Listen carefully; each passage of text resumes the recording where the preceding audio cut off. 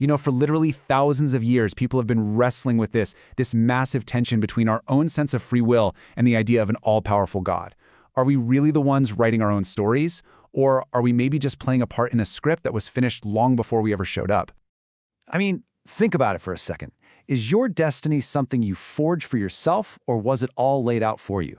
It's a question that gets right to the heart of who we are, what morality means, and how we even understand the universe.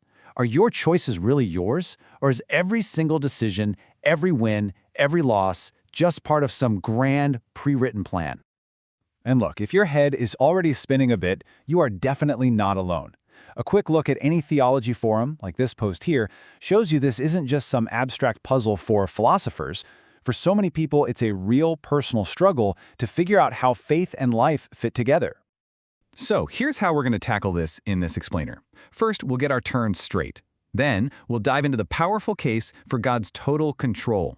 After that, we'll look at the arguments for genuine human freedom. Then we'll check out some attempts to find a middle ground, and finally, we'll explore why this ancient question is, believe it or not, more important than ever.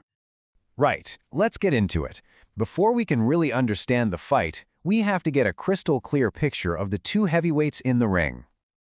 Okay, so first up, free will. What are we actually talking about here? Well, at its heart, it's all about control. The whole idea, which goes way back to Greek thinkers like Plato and Aristotle, is built on this really intuitive feeling.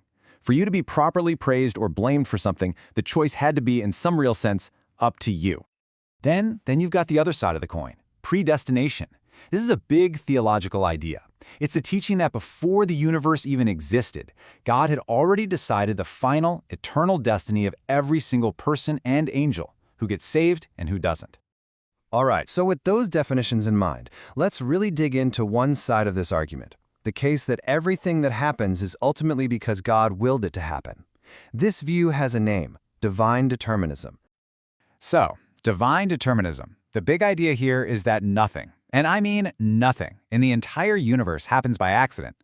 Every event, from a leaf falling from a tree to the biggest decisions you make in your life, is ultimately caused or made necessary by God's plan. For folks who hold this view, this is just the logical conclusion of believing in an all-powerful creator. And you know, this isn't some fringe theory. We're talking about some of the absolute titans of Christian thought. People like Augustine, the great reformers Martin Luther and John Calvin, even the incredibly sharp mind of Jonathan Edwards. They all made powerful arguments for this kind of absolute divine control.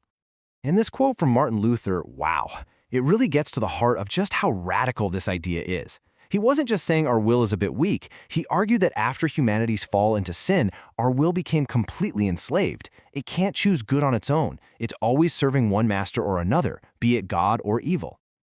Okay, but that's just one side of the story, right? Now let's flip it around and look at the counter-argument, the one that says, hang on a minute, for things like justice and morality to mean anything at all, we have to be genuinely free. So this leads us to what's called libertarian free will. And just to be clear, we're not talking politics here. This is a philosophical term. It's the view that real freedom and any kind of determinism just can't exist together. For a choice to be truly free, you must have had other real options. You could have done otherwise. Now, this is where it gets a little more nuanced. Philosophers often split this idea of freedom into two camps. On the left, you've got leeway freedom. That's the one we just talked about, having multiple paths you could genuinely take. But on the right, there's sourcehood freedom, which is a bit different. It says you're free as long as the action comes from you, from your own character and desires, even if those desires mean you couldn't have chosen differently. It's a subtle but really important distinction. And just like the other side, the team arguing for real, genuine freedom has some serious heavy hitters in its corner. Early church fathers like Origen, later thinkers like Jacob Arminius, and brilliant medieval minds like Duns Scotus. A core part of their argument was always this: if we aren't truly free, then how can God justly command us to be good or punish us for being evil? It would all seem a bit arbitrary. So, we've got these two massive, seemingly opposite ideas. Absolute divine control on one hand, and real human freedom on the other. So what gives? How on earth have people tried to make these two work together? Let's look at a couple of clever attempts. Well, one of the most popular answers is something called compatibilism. The whole idea here is that maybe we're just arguing about the definition of the word free. A compatibilist would say you're free as long as you're doing what you want to do, without someone holding a gun to your head.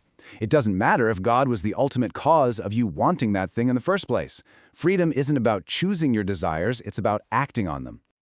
All right, now for the second approach. And this one is, well, it's pretty mind-bending. It's called Molinism. It breaks God's knowledge into three types. First, natural knowledge. He knows everything that could possibly happen. And last, he knows what will actually happen. But the genius is in the middle knowledge. This is the idea that God knows exactly what any free person would choose to do in any hypothetical situation you could ever imagine. The best way to get your head around this is the chess master analogy. Imagine God as a grandmaster playing against a beginner. He doesn't force the beginner's moves, but he knows every single move the beginner could possibly make. And for every single one, he has the perfect counter. By knowing all of these what-ifs, God can set up the board of life in such a way that our free moves will, without fail, lead to the outcome he planned all along. He wins the game without ever taking away our freedom to move the pieces. Okay, so at this point you might be thinking, this is all fascinating, but it's just ancient philosophy, right? Why does any of this actually matter today? Well, it matters a lot, because where you land on this has huge implications for how you see everything. Because your answer to this question, it changes everything. It changes how you think about the problem of evil. Is God responsible for suffering? It changes how you see the justice of hell. Is it fair to punish someone for a choice they were destined to make? It completely defines what moral responsibility even is. And it even shapes your view on salvation itself. Is it something you have to freely accept, or is it an act of God you can't resist? And what's really wild is that this ancient argument is now getting a brand new life thanks to modern science. As neuroscientists and geneticists learn more about how our brains work, they're raising a new version of the old question: what if that feeling of making a free choice is just an illusion? What if it's all just biology and chemistry? The language has changed, but the debate is the same. So, what's the big takeaway from all this? Look, the point isn't to walk away with a simple answer, to declare yourself team predestination or team free will. The real value is just in appreciating how deep and complex this all is, in grappling with the massive questions it raises about God, about who we are, and what our place in the universe really is. And so I'll leave you with this one last thing to chew on. If you had to choose, which is more essential? A universe where a perfect, all-knowing God makes sure everything works out according to a grand, benevolent plan, or a universe where what matters most is our absolute freedom to chart our own course, for better or for worse? The choice, as they say, is yours.